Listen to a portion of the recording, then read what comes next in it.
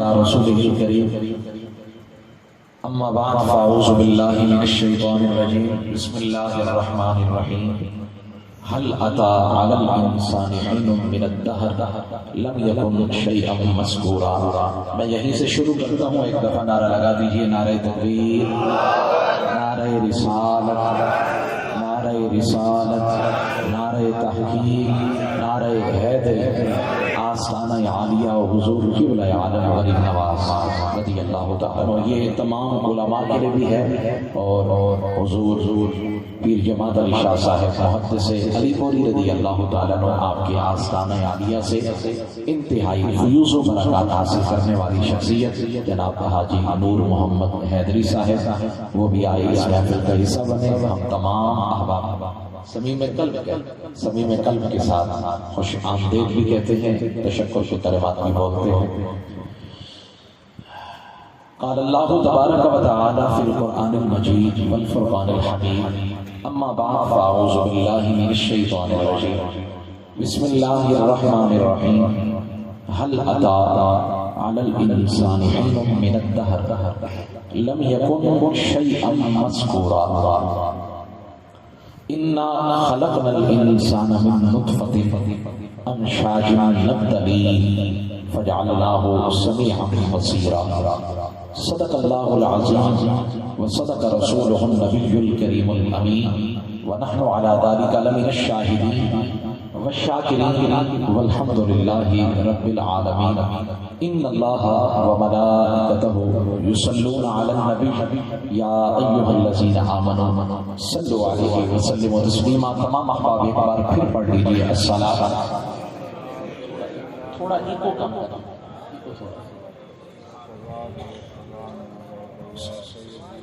عزیزان گرامی، میں نے آپ حضرات کے سامنے 29ویں پارے کی سورہ دہر کی ابتدائی 2 آیات تلاوت کی ہے. انہی 2 آیات کے ضمن میں سرکار دو جہاں صلی اللہ تعالی علیہ وآلہ وسلم کی حیات طیبہ کی، آپ کی سیرت کی چند باتیں آپ کے سامنے عرض کروں گا.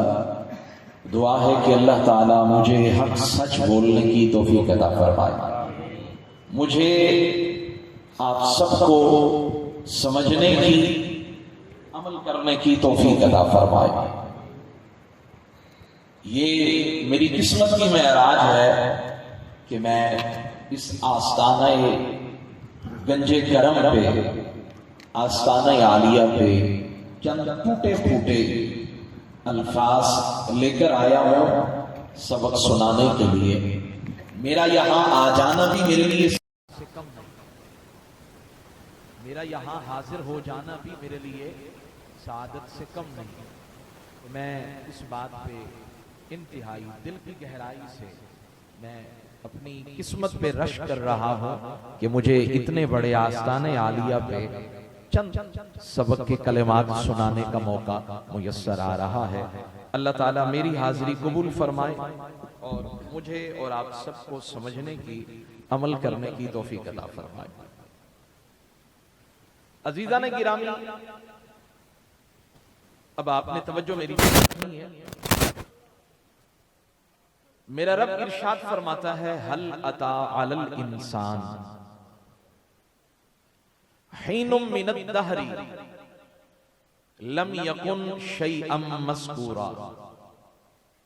فرمایا انسان پہ ایک وقت ایسا بھی آتا ہے اور ایسا وقت انسان پہ آیا جب وہ کوئی قابل ذکر چیز نہ تھا، مذکور نہ تھا، یعنی اس کا ذکر نہیں کیا جا رہا تھا. اب اللہ نے مجھے اور آپ کو مخاطب کر کے ہمیں مطلع کیا، متوجہ کیا، متنبہ کیا، خبردار کیا.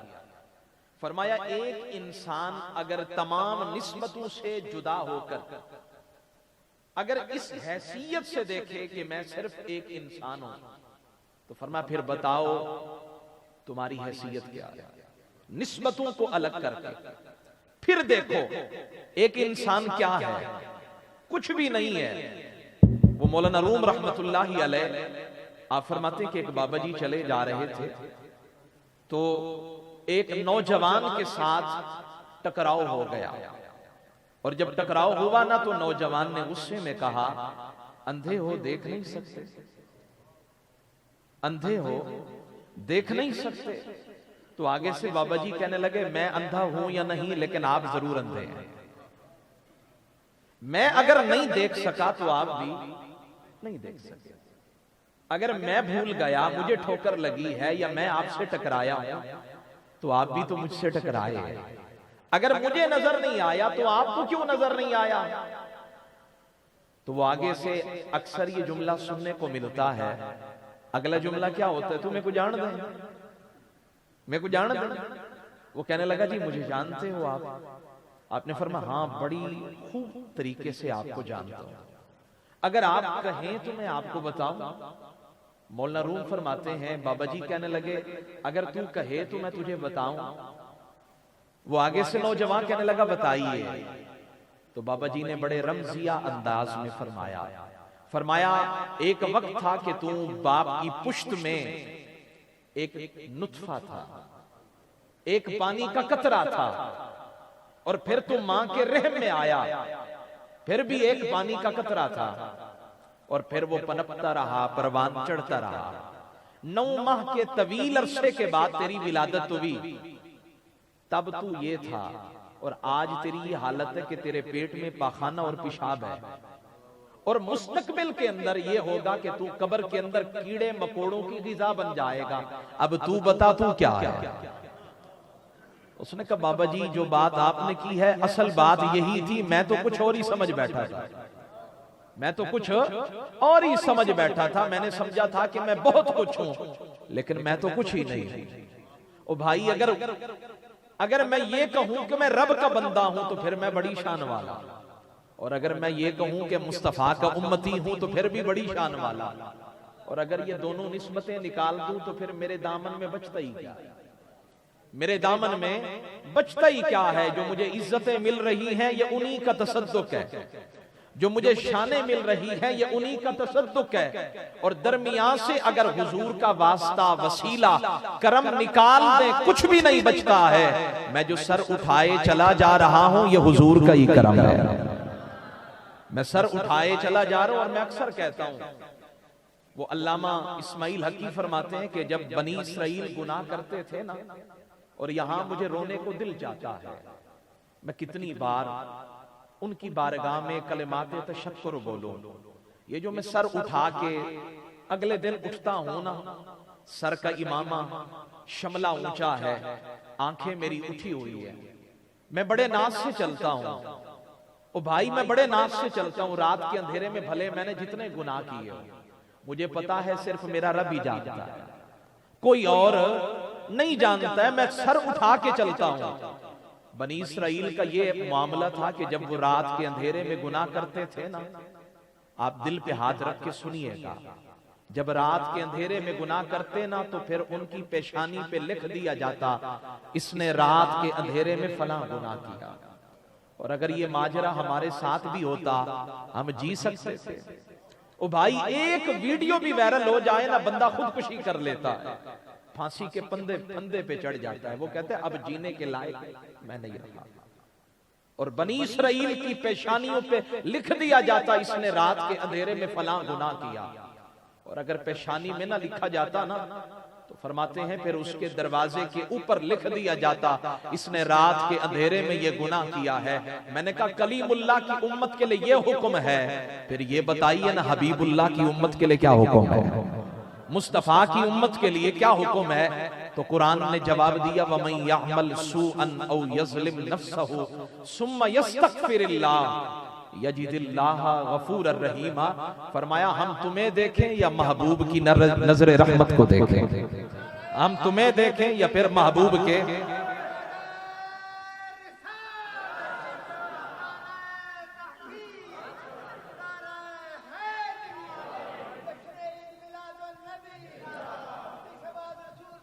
قبلہ عالم غریب نواز جی، میرے کیا نعرے لگنے ہیں؟ قبلہ عالم غریب نواز جن کے نعرے لگنے ہیں جو انہی کے لگنے ہیں. ہم نکموں کے کیسے نعرے ہیں؟ ہمارے کیسے نعرے؟ بس بلا لیا یہی کرم زندہ باد. نہیں اس طرح نہیں. اب چند بندوں نے جواب دیا انہی کی در پہ آ کے پھر انہی کا نام لے. وہ دیکھ رہے ہیں، وہ دیکھ رہے ہیں. ذرا اونچی آواز سے نعرہ لگائیں.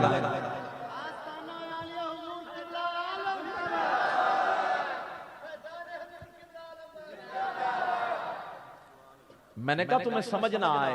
رب فرماتا ہے انسان پہ ایک وقت ایسا بھی آیا جب وہ ذکر کے قابل نہ تھا. کچھ ایسے بھی ہوتے ہیں جو مر جاتے ہیں، قبریں بھی نہیں ڈھونڈی جاتی. میں نے کہا ادھر تمہیں قبریں نہیں ملتی ہیں، ذرا ادھر بھی آئی ہے نا، ذرا ادھر بھی آئی ہے نا. یہ چمکتا ہوا گنبد بتا رہا، یہ روشنیاں بتا رہی ہیں، یہ چمکتے ہوئے روشن پیشانیاں، یہ چہرے بتا رہے ہیں جن کے نام لیوا اتنے سونے ہیں. قبلہ عالم خود کتنے سونے ہیں جن کے نام لیوا اتنے سونے ہیں. تو حضور قبلہ عالم غریب نواز حضرت خواجہ نور محمد. او بھائی نور محمد کیا ہے؟ نور محمد ہیں. مہاروی رضی اللہ تعالیٰ عنہ تو اگر یہ ماننے والے اتنے سونے ہیں تو پھر قبلہ عالم کا تو کیا کہنے ہیں. فرمایا کچھ ایسے ہیں جو مر جاتے ہیں طبعی طور پر، پھر کوئی انہیں جانتا بھی نہیں ہے. اور کچھ ایسے بھی ہوتے ہیں جو زندہ ہو کر بھی مردہ ہوتے ہیں، انہیں کوئی نہیں جانتا. لیکن بعض وہ ہوتے ہیں جو اس کی یاد کو من میں بسا لیتے ہیں اور پھر فنا فی اللہ کے مقام پہ فائز ہو جاتے ہیں. رب فرماتا ہے تو فنا ہوا ہے میرے ذکر میں، میری یاد میں، اب میں تجھے بقا باللہ کا رتبہ عطا کر دیتا ہوں. تو جب تک دنیا میں رہے گا تیرا ذکر چلتا رہے گا. تو لحد میں بھی چلا جائے گا تیرا ذکر پھر بھی چلتا رہے گا، تیرا ذکر پھر بھی چلتا رہے گا. حل اتا علی الانسان، انسان پہ ایک وقت ایسا بھی آیا جب وہ ذکر کے قابل نہ تھا. اب وہ کون سا وقت ہے؟ کہا جب پانی کا قطرہ تھا تب وہ ذکر کے قابل نہ تھا. کوئی ذکر نہ تھا، کوئی جانتا نہیں تھا. اب ایک باپ کی پشت میں پانی کا قطرہ ہے اور اس سے کون بنے گا کون جانتا ہے. پھر وہی پانی کا قطرہ ماں کے رحم میں آیا، کون جانتا ہے یہ کیا بنے گا. پھر جمع ہوا خون بھی بنا، گوشت کا لوٹھڑا بھی بنا، ہڈیاں بھی بنی. 9 ماہ تک ماں کے پیٹ میں رہا، شیئا مذکورا نہیں تھا، ذکر کے قابل نہیں تھا. جب دنیا میں آیا اب ماں باپ نے مشورہ کر کے نام رکھا. کیا نام رکھنا چاہیے؟ ابھی بھی گھر والوں کے علاوہ کوئی نہیں جانتا. فرمایا پھر حتیٰ کہ وہ بڑا ہوا ابھی بھی ارد گرد والوں کے علاوہ کوئی نہیں جانتا. کہا کچھ آئے بھی صحیح چلے بھی گئے، انہیں کوئی نہیں جانتا. ایک تفسیر تو یہ ہے کہ بچہ ماں کے پیٹ میں ہے، قابل ذکر نہیں ہے، باپ کی پشت میں ہے، قابل ذکر نہیں ہے، ذکر کے قابل اس کا ذکر ہی نہیں ہوتا ہے. اور حتیٰ کہ پیدا ہو جاتا ہے پھر بھی شیئا مذکورا نہیں ہوتا. اور فرمایا جناب آدم علیہ السلام کی روح مبارک ان کے بدن میں ڈالنے سے پہلے جو 40 سال کا عرصہ گزرا نا، جب ان کے بدن کو بنایا گیا، تخلیق کیا گیا، جب پانی اور مٹی کے درمیان ان کا جسم تھا، تو مفسرین کہتے ہیں جب تک روح نہیں ڈالی گئی وہ 40 سال کا جو عرصہ ہے نا، حضرت موسیٰ علیہ السلام کا بھی ذکر نہیں سمجھے میری بات. حضرت آدم علیہ السلام کا ذکر نہیں تھا جب تک روح نہیں ڈالی گئی، ذکر نہیں تھا. میں نے کہا جناب آدم کا ذکر شروع کب ہوا؟ کہا جب روح ڈالی گئی تب جنت میں ان کا ذکر شروع ہوا. میں نے کہا ایک وقت ایسا بھی تھا جب جناب آدم کا ذکر نہ تھا لیکن مصطفیٰ کا ذکر تھا. کہا ساری کائنات کے اندر لوگ آتے ہیں، ذکر بعد میں شروع ہوتا ہے، میرے مصطفیٰ آئے بعد میں ہیں، ذکر پہلے شروع ہو گیا. میرے مصطفیٰ آئے بعد میں ہیں، ذکر پہلے شروع ہو گیا. کیوں؟ وَرَفَعْنَا لَكَ ذِكْرَكَ، محبوب ہم آپ کے ذکر کو اتنا بلند کر دیں گے کہ لوگ جب ذکر کو یوں دیکھیں گے نا پگڑیاں گر جائیں گی، لیکن ذکر کی بلندی کو سمجھ نہیں پائیں گے. بڑی بڑی عقل والے سمجھ نہیں پائیں گے. اتنا اونچا جن کا ذکر اتنا اونچا ہے وہ خود ذات مصطفیٰ کتنی اونچی ہوگی. اور یہاں کسی نے کیا خوب کہا ہے، اگر آپ کی اجازت ہو تو سنا دوں. نبی کا ذکر ہی خدا کا ذکر ہے، نبی کی بات ہی خدا کی بات ہے، نبی کا ذکر ہی خدا کا ذکر ہے، نبی کی بات ہی خدا کی بات ہے، ید اللہ کہہ دیا تو ثابت ہو گیا، نبی کا ہاتھ ہی خدا کا ہاتھ ہے، ید اللہ کہہ دیا تو ثابت ہو گیا، نبی کا ہاتھ ہی خدا کا ہاتھ ہے، نبی کا ذکر ہی خدا کا ذکر ہے، نبی کی بات ہی خدا کی بات ہے، نبی کا ذکر ہی خدا کا ذکر ہے۔ حل اتا علی الانسان، انسان پہ ایک وقت ایسا بھی آیا، اور ہم تو بڑی کوشش کرتے ہیں کوئی ہمیں جانے، ہمیں کوئی جانے، کوئی پہچانے، چلو اور نہیں تو باہر والے، اندر والے نہیں مانتے تو باہر والے مانے۔ کہا میرے حضور آئیں گے بعد میں، آدم سے لے کر عیسیٰ تک سارے نبی تعارف کرائیں گے، بس وہ آنے والے ہیں، وہ بس آنے والے ہیں۔ اور پھر سننے والے کہنے لگے، ہر دور میں کہنے لگے جن کا ذکر آپ کر رہے ہیں وہ کتنے خوبصورت ہوں گے، کتنے حسین ہوں گے، جن کے بارے میں نبی کہہ رہے ہیں بس وہ آنے والے ہیں، بس وہ آنے والے ہیں۔ پھر حضور تشریف لائے تو ساری کائنات نے خوشیاں منائی، حضور تشریف لائے تو سارے جہاں نے۔ اور علامہ صاحب شرف المصطفیٰ کہتے ہیں جب جناب خلیل اللہ کو آگ میں ڈالا جا رہا تھا نا تو آگ ٹھنڈی ہوئی، یہ بھی نور مصطفیٰ کا کمال ہے۔ اور کہتے ہیں جب جناب یونس علیہ السلام کو مچھلی کے پیٹ کے اندر رکھا گیا وہاں بھی نور مصطفیٰ موجود تھا، فرمایا ہر زمانے کے اندر نور مصطفیٰ موجود تھا، ہم پیدا بھی ہو جائیں تو ہمیں کوئی نہیں جانتا، میرے نبی آئے بعد میں ہیں، ذکر پہلے ہے، ذکر پہلے ہے۔ اور ہر ایک بتا رہا ہے لوگوں تیار ہو جاؤ حضور آنے والے ہیں، لوگوں تیار ہو جاؤ حضور آنے والے ہیں۔ اب میں بات کو اختتام کی طرف لاؤں، بات کو اختتام کی طرف۔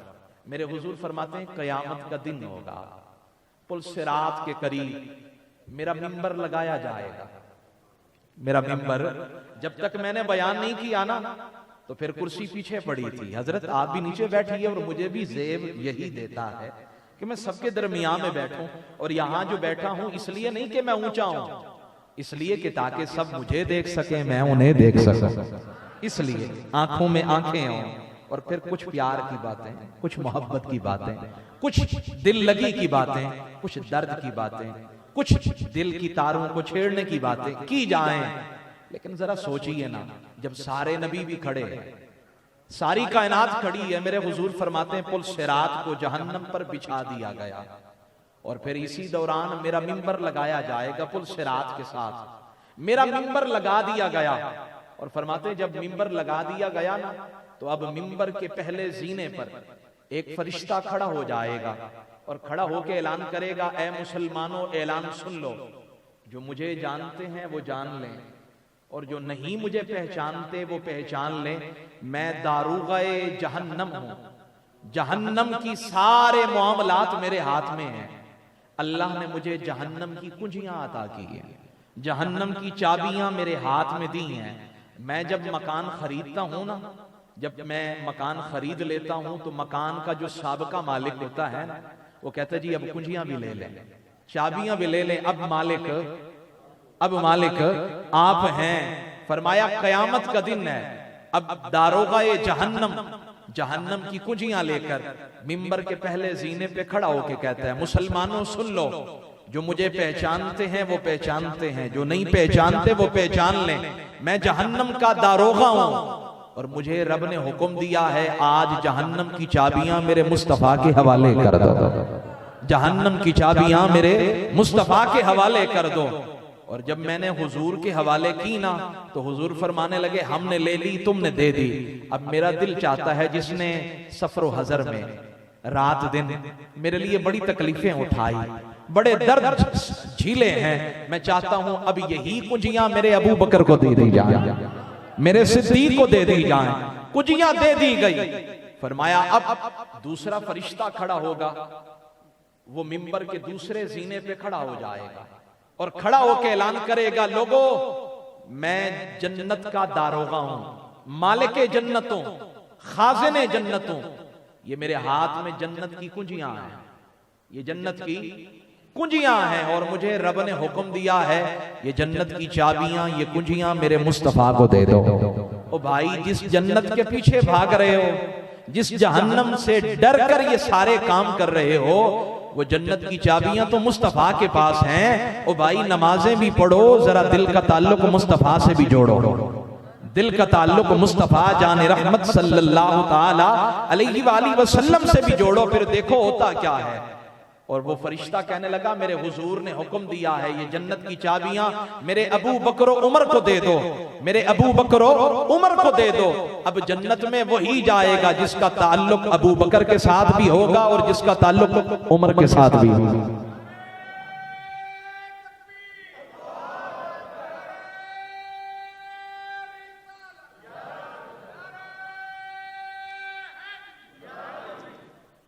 اور ایک بات توجہ کے ساتھ سماعت کیجیے، ابھی یہاں بیٹھے ہیں نا، یہ جتنے احباب بیٹھے ہیں، یہ سارے احباب بڑی محبت کے ساتھ بیٹھے ہیں، بڑے پیار کے ساتھ بیٹھے ہیں۔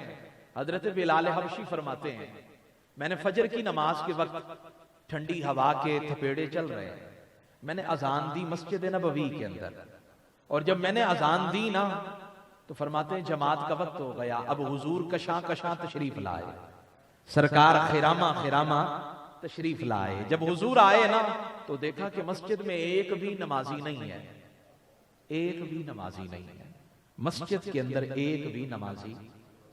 حضور نے فرمایا بلال کیا ہو گیا ہے، آج تو کوئی آیا ہی نہیں مسجد میں نماز پڑھنے، اور وہ بھی حضور کے پیچھے، وہ بھی سرکار کے پیچھے۔ انکار نہیں ہے، لیکن بلال کیا ہوا ہے آج؟ یہ تو پہلے سے شدت سے انتظار کرتے تھے کہ اذان ہو تو صحیح، گھر کو چھوڑیں حضور کے پیچھے جائیں، حضور کا دیدار بھی ہوگا، نماز بھی ہوگی، دونوں کام ہو جائیں گے، نماز بھی ہو جائے گی، دیدار۔ آج کیا ہو گیا؟ حضرت بلال کہنے لگے محبوبہ کوئی اور وجہ تو نہیں لگتی، لیکن اتنا سمجھ آتا ہے کہ سردی زیادہ ہے، ٹھنڈ زیادہ ہے، ہوا زیادہ ہے، اور لوگ اپنے بستروں کے اندر ہیں، بسترے نہ ان کو چھوڑنے کے لیے تیار ہیں، نہ وہ بستروں کو چھوڑنے کے لیے تیار، نہ کمبل مجھے چھوڑتا ہے نہ میں کمبل کو چھوڑتا ہوں، سردی بڑی غضب کی ہے۔ حضور لگتا ہے سردی کی وجہ سے صحابہ اپنے بستروں سے باہر نہیں آ پا رہے۔ واہ کریمہ، غصہ بھی نہیں آیا، جلال بھی نہیں آیا، بے وجہ غصہ کرنا بھی عقل مندی کی دلیل نہیں ہوتی۔ او بھائی، بے وجہ غصے میں آ جانا سمجھدار ہونے کی علامت نہیں ہے۔ میرے کریم تو بڑے دانا تھے نا، سمجھدار تھے، ساری کائنات کے دانا جہاں ہاتھ باندھے کھڑے ہیں۔ میرے حضور مسکرا کے فرمانے لگے، اچھا پھر جو سردی ان کو روک رہی ہے، اگر وہی سردی آگے کو چلی جائے تو پھر کیا ہوگا؟ جس سردی کی وجہ سے یہ اپنے بستروں کو نہیں چھوڑ رہے، اگر وہی سردی ہی ادھر سے بھاگ جائے تو پھر کیا ہوگا؟ میں نے کہا میں صبح سے لے کر شام تک دعا بھی کروں تو سردی کہتی ہے تو کرتی رہے، مجھے کون سا فرق؟ گرمی ہے نا، جتنی بھی گرمی ہے، سورج نکل آئے، اب میں یہ کہوں یا اللہ اس سورج کو واپس لوٹا دے تو ایسا نہیں ہو سکتا۔ میرے کہنے سے کائنات کا نظام نہیں چلتا ہے، لیکن رب فرماتا ہے تیرے کہنے سے چلے نہ چلے، لیکن ایک میرا سونا حبیب ہے جو اشارہ کر دے تو چاند دو ٹکڑے ہو جائے، سورج پلٹ کے آ جائے۔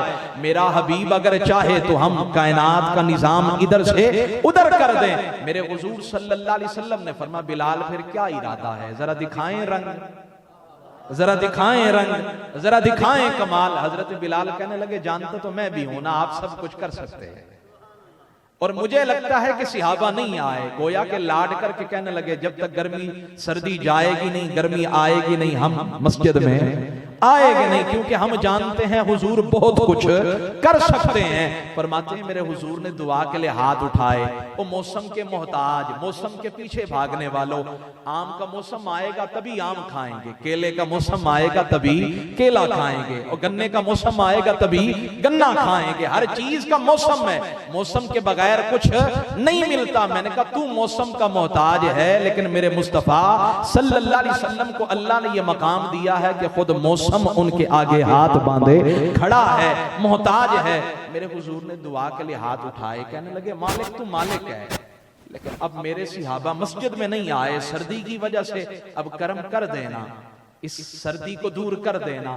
حضرت بلال کہتے ہیں میری حیرت کی انتہا نہ رہی، ابھی حضور کے ید اللہ کے گورے گورے ہاتھ یوں چہرے کی طرف آئے تھے، اب سردی ختم ہو گئی، اب گرمی اتنا بڑی کہ صحابہ دوڑ دوڑ کے آ رہے ہیں۔ میں نے کہا انہیں کس نے بتایا ہے، صحابہ کو کس نے بتایا ہے کہ سردی چلی گئی، گرمی آ گئی؟ اور فرماتے ہیں ان کے بدن پہ جتنے اضافی کپڑے تھے نا وہ اتارتے چلے گئے، کہنے لگے جی بڑی گرمی ہو رہی ہے، بڑی گرمی ہو رہی ہے۔ میں نے کہا ہیٹر چلے اور زیادہ ہی چل جائے تو بندہ کہتا ہے جی ہون تے سردی دوڑ گئی، گرمی آ گئی۔ میں نے کہا ساری کائنات موسم کی محتاج ہے اور موسم خود میرے نبی کا محتاج ہے، خود موسم میرے نبی کا محتاج ہے، اور وہ منظر کتنا دلکش ہوگا، کتنا نرالا ہوگا۔ حضرت سفینہ کہتے ہیں مجھ سے پوچھا گیا بتائیے نا آپ کا نام کیا ہے، آپ کا نام کیا ہے؟ حضرت سفینہ کہتے ہیں مجھے دنیا سفینہ کہتی ہے، اور سفینہ کا معنی کشتی ہے، لفظ سفینہ کا معنی کشتی ہے، لفظ سفینہ کا معنی کشتی ہے۔ انہوں نے کہا جی یہ بڑا عجیب نام نہیں ہے، وہاں بھی ہوتا ہے نا دریا خان، پہاڑ خان، فلاں خان، تو ادھر یہ سفینہ یہ نام کیسا ہے؟ تو کہنے لگے ایک دفعہ حضور کے ساتھ تھا تو صحابہ کا سامان میں نے اٹھا رکھا تھا تو میں تھک گیا، میرے قدم ڈگمگانے لگے، میں گرنے لگا، اور جب میں گرنے لگا نا تو حضور کو میری حالت کا علم ہو گیا۔ میرے حضور صلی اللہ علیہ وسلم نے فرمایا چادر بچھاؤ، میں نے چادر بچھائی، حضور نے سارے صحابہ کو حکم دیا جس کا جتنا سامان ہے نا اس چادر میں رکھ دو۔ اب سب نے رکھ دیا، حضور نے اپنے ہاتھوں کے ساتھ گٹھڑی کو باندھا، گٹھڑی بنائی، بنانے کے بعد نا میرے کاندھوں پہ ڈال کے فرمانے لگے بلا شبہ بغیر کسی شک کے تو سفینہ ہے۔ نہیں سمجھے میری بات، بلا شبہ بغیر کسی شک کے تو سفینہ ہے۔ میں نے کہا پھر ہوا کیا؟ حضرت سفینہ کی بارگاہ میں میں نے عرض کی حضور ہوا کیا؟ فرمانے لگے بس لبے مصطفیٰ سے یہ جملے نکلے بلا شبہ تو، بلا شبہ تو سفینہ ہے۔ حالت یہ بدل گئی، مغزیات نہیں کھائے، بادام نہیں کھائے، حضور کے لب سے جو بات نکلی، تیرے منہ سے جو بات نکلی وہ ہو کے رہی۔ فرمایا اب حالت یہ ہے کہ میری پشت پر ایک اونٹ، 2 3 4 5 6 7 اونٹوں پر جتنا سامان رکھا جاتا ہے نا، اگر مجھ اکیلے سفینہ پہ رکھ دیا جائے نا تو میرے قدم ڈگمگا جائیں تو پھر کہنا یہ میرا کمال نہیں ہے، میرے مصطفیٰ کی زبان سے نکلے ہوئے جملوں کا کمال ہے۔ میں نے کہا یہ نعمتیں نہیں ہیں تو اور کیا ہیں؟ اور یہی اعلیٰ حضرت فاضل بریلوی امام اہل سنت مجدد دین و ملت، آپ بولے سنا دوں آپ حضرات کو؟ آپ فرماتے ہیں رخ دن گیا میرے سما یہ بھی نہیں وہ بھی نہیں، رخ دن گیا میرے سما یہ بھی نہیں وہ بھی نہیں، شب زلف یا مشک خطا یہ بھی نہیں وہ بھی نہیں، بلبل نے گل ان کو کہا قمری نے سروے جا فدا، حیرت نے جھنجلا کر کہا یہ بھی نہیں وہ بھی نہیں۔ سمجھ آئی میری بات؟ حل اتا علی الانسان حین من الدہر لم یکن شیئا مذکورا۔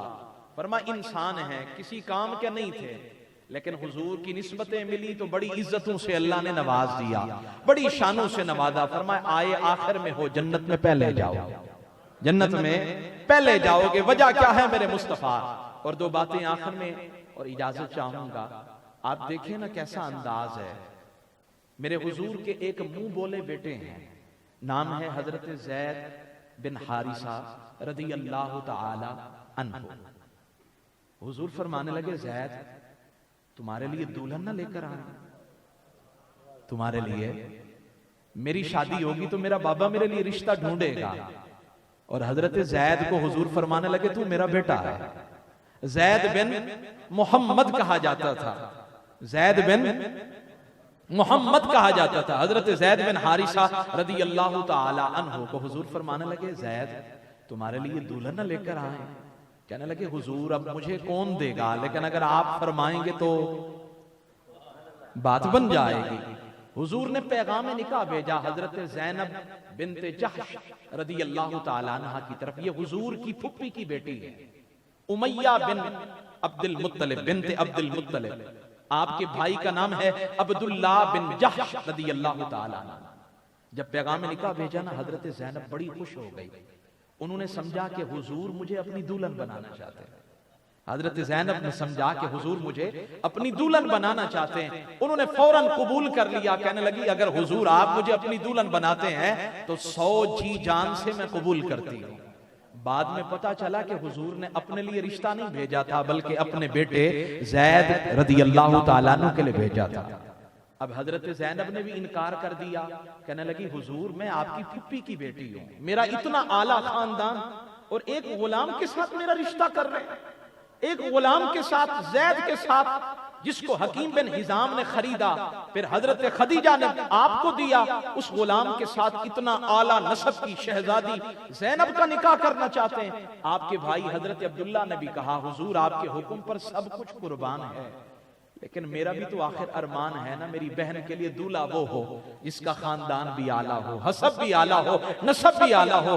جب انکار کیا نا تو رب نے فوراً قرآن کی آیت اتاری، فرمایا تمہاری یہ جرت کیسے ہوئی کہ تم نے انکار کر دیا، تمہاری یہ جرت کیسے ہوئی کہ انکار کر دیا۔ قرآن کی آیت اتری وما کان للمؤمن ولا مؤمنۃ اذا قضى الله ورسوله امرا ان يكون لهم الخيرۃ من امرهم، فرمایا جب اللہ اور اس کا رسول فیصلہ کر دے تو فرمایا اس کے بعد اختیار نہیں ہے۔ حضرت زینب اور حضرت عبداللہ دوڑ کے آئے، کہنے لگے محبوب اگر یہی حکم ہے تو ہم تیار ہیں، یہی حکم ہے تو ہم تیار ہیں، کیونکہ اگر آپ راضی ہیں تو میں بھی، اگر آپ راضی ہیں تو میں بھی راضی ہوں۔ تو فرمایا اللہ تبھی راضی ہوگا جب حضور راضی ہو جائیں گے، تو ہم اللہ کو راضی کرنے چلے ہیں اور درمیان سے حضور کا وسیلہ نکال کر رب کو راضی کر رہے ہیں۔ رب فرماتا نہیں ایسے نہیں ہوگا، اگر مجھے راضی کرنا ہے میرے مصطفیٰ کو راضی کرو، اگر مصطفیٰ راضی ہو گئے تو میں رب بھی راضی ہو جاؤں گا۔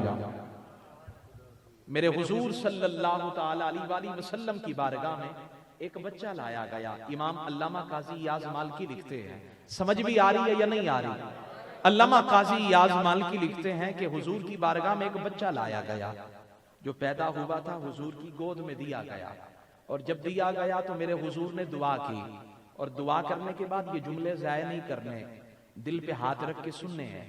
میرے حضور نے بچے کی پیشانی پہ یوں ہاتھ رکھا، یوں ہاتھ رکھا، رکھنے کے بعد دعا کی۔ دعا کرنے کے بعد میں آپ سے سوال کرتا ہوں، اگر ایک بندہ گنجا ہو جائے، بال جھڑ جائیں، یہ بتائیں تیل لگانے سے بال آ جائیں گے؟ بولے نا ذرا، آ جائیں گے۔ ایک بندہ بال کٹوائے فوراً بال آ جائیں گے؟ آہستہ آہستہ رفتہ رفتہ بال آئیں گے۔ لیکن علامہ قاضی ایاز مالکی فرماتے ہیں، فرمایا جب اس بچے کی پیشانی پر حضور نے یوں اپنا سونا ہاتھ رکھا نا تو ایک روایت میں ہے کہ ایک بال فوراً پیدا ہو گیا، ایک بال فوراً پیدا ہو گیا، اور ایک روایت ہے کہ چند بال پیدا ہو گئے۔ حضور نے فرمایا اللہ کی بارگاہ میں عرض کی یا اللہ اس بچے کی زندگی میں برکت عطا فرما، حتیٰ کہ وہ بچہ زندہ رہا۔ جب مولا علی کے مقابلے میں خوارج نکلے نا تو وہ کسی خارجی کے بہکاوے میں آ کر خارجی بن گیا، اور جب اس کے باپ کو پتا چلا نا اس نے کہا تجھے شرم نہیں آتی، تجھے محبوب نے اپنی باہوں میں لیا، حضور نے تجھے اپنی گود میں لیا، اور تو حضور کی گود میں کھیلنے کے باوجود حضور کی یاد تیری پیشانی پر ہے اور تو خارجی ہو گیا ہے۔ اسے مکان میں بند کر دیا، صحابہ اسے سمجھاتے رہے، حتیٰ کہ جب تک وہ خارجی رہا نا اس کی پیشانی پہ جو بال تھا وہ ختم ہو گیا۔ بال اڑ گیا، کہا دیکھو وہ نشانی جو حضور کی تھی نا وہ ختم ہو گئی ہے، حتیٰ کہ جب اس نے توبہ کی، پکی توبہ کی، تو فرماتے ہیں پھر وہی بال اس کی پیشانی پہ نکل آیا۔ صحابہ نے کہا دیکھو یہ بال جب تک تو خارجی رہا تیری پیشانی پہ نہیں تھا، اور جب تو نے خارجیت سے توبہ کی اللہ نے تیری پیشانی پہ مصطفیٰ کی نشانی کو دوبارہ پیدا کر دیا۔ تمہاری پیشانی پر حضرت سراقہ بن مالک رضی اللہ تعالی عنہ، آپ فرماتے ہیں کہ میں حضور کے پیچھے تھا، میرے حضور فرمانے لگے سراقہ تمہارا اس وقت کیا حال ہوگا جب کسریٰ کے سونے کے کنگن تمہارے یوں بازو میں ہاتھوں میں پہنائے جائیں گے۔ سراقہ کہنے لگے محبوب کیسی بات کر رہے ہیں، کسریٰ سپر طاقت، اس کے سونے کے کنگن میرے ہاتھوں میں۔ میرے حضور نے فرمایا میں تو دیکھ رہا ہوں، دور سے مجھے نظر آ رہا ہے کہ سراقہ تیرے ہاتھوں میں کسریٰ کے کنگن پہنائے جائیں گے۔ پھر جناب صدیق اکبر کا زمانہ آیا، پھر حضرت عمر کا زمانہ آیا، اور جب حضرت عمر کا زمانہ آیا نا تو پھر کسریٰ کے سارے علاقے فتح کیے گئے۔ اب کسریٰ کے وہ سونے کے کنگن لائے گئے، حالانکہ سونا پہننا جائز نہیں ہے، لیکن چونکہ حضور نے فرمایا تھا سراقہ تم کسریٰ کے سونے کے کنگن پہنو گے، تو فرماتے ہیں حضرت عمر نے کہا آپ پہن کر دکھائیں تاکہ مصطفیٰ کے لبوں سے نکلی ہوئی بات پوری ہو جائے، تاکہ مصطفیٰ کے لبوں سے نکلی ہوئی بات پوری ہو جائے۔ تو میرے آقا صلی اللہ تعالی علیہ وآلہ وسلم کے غلاموں، حضور سیدی و سندی، حضور قبلہ عالم غریب نواز حضرت خواجہ نور محمد مہاروی رضی اللہ تعالیٰ عنہ، جن کے مریدوں میں حضرت پیر پٹھان جیسی شخصیات ہوں، جن کے مریدوں کے اندر اتنی قداور شخصیات ہوں، ان کا نام بھی لیں تو ادب سے لیں، کہیں ایسا نہ ہو کہ لفظوں کے اندر کہیں کوئی ایسا لہجہ آ جائے جو بے ادبی کا شکار ہو جائیں۔ مجھے ان ساری باتوں میں بس یہی بات یاد آ رہی ہے کہ آپ مکان پہ بیٹھ کر پڑھا رہے ہیں، غالباً حضرت قاضی محمد عاقل ہیں، آپ کا اسم گرامی، آپ کے مرید بھی ہیں اور آپ سے پڑھ بھی رہے ہیں، تو کہتے ہیں کہ پاس نیچے جو مکان تھا وہ ایک میراثی کا تھا، اور حضرت قاضی محمد عاقل رحمت اللہ علیہ آپ کو تھوک ڈالنے کی حاجت ہوئی تو آپ نے وہ مکان وہ چھت کے اوپر سے نیچے تھوک ڈالی، جب ڈالی تو حضرت قبلہ عالم ناراض ہو گئے، فرمانے لگے پڑوسیوں کا بھی حق ہوتا ہے، چے جائے کہ اس کی قومیت اور ہے لیکن تم ہمارے پاس بیٹھے ہو، تمہیں یہ زیب نہیں دیتا۔ حضرت قاضی محمد عاقل کہتے میں نے حضور قبلہ عالم کے سامنے پکی توبہ کی، میں نے کہا حضور آج کے بعد ایسا نہیں کروں گا۔ یہی حضرت قاضی محمد عاقل بیمار ہو گئے، فرماتے ہیں اپنے مکان کی چھت پہ تھے، حضرت قبلہ عالم تشریف لے گئے، جب دور سے دیکھا اگر میرا حافظہ کام کر رہا ہے تو آپ نے اوپر سے چھلانگ لگائی، اور جب چھلانگ لگائی نا جب نیچے آئے تو جسم کو کوئی نقصان نہیں پہنچا، اور حضرت قبلہ عالم فرمانے لگے جب محب محبوب کو دیکھتا ہے تو ساری بیماریاں ہی ختم ہو جاتی ہیں، جب محب محبوب کو دیکھتا ہے ساری بیماریاں ختم ہو جاتی ہیں۔ تو میرے حضور صلی اللہ علیہ وآلہ وسلم کے غلاموں، میلاد کا مطلب ہے آپ کے ارد گرد جو لوگ ہیں آپ انہیں محبتوں سے نوازیں، پیار سے نوازیں، محبتوں سے نوازیں، اتنا نوازیں کہ رب بھی راضی ہو جائے، رب کے پیارے رسول بھی راضی ہو جائیں۔ میرے پاس وقت جو ہے وہ بہت مختصر ہے، میں نے آگے پہنچنا ہے، میں قرآن پاک کی چند آیات تلاوت کر دیتا ہوں، اور اگر کہیں کمی پیشی رہ گئی ہو تو مجھے معاف کر دیجئے گا۔ اللہ تعالیٰ آپ سب کو سلامت رکھے۔ میں قبلہ پیر قاسم صاحب، حافظ خیر محمد صاحب، دیگر جتنے احباب ہیں میں سب کا شکریہ ادا کرتا ہوں۔ مجھے نکمے کو آپ نے اتنے بڑے آستانہ عالیہ پہ چند ٹوٹے پھوٹے لفظ بولنے کی آپ نے یہ موقع دیا ہے، اللہ آپ سب کو سلامت رکھے۔ میرے جانے کے بعد محفل کا سلسلہ جاری رہے گا، آپ بیٹھے رہیں گے، میں قرآن کی چند آیات تلاوت کر دیتا ہوں، اجازت چاہتا ہوں۔ اعوذ باللہ من الشیطان الرجیم، بسم اللہ الرحمن الرحیم، والنجم اذا غوى ما ضل صاحبكم وما غوى وما ينطق عن الهوى إن هو إلا وحي يوحى علمه شديد القوى ذو مرة فاستوى وهو بالأفق الأعلى ثم فدنا فتدلى فكان قاب قوسين أو أدنى فأوحى إلى عبده ما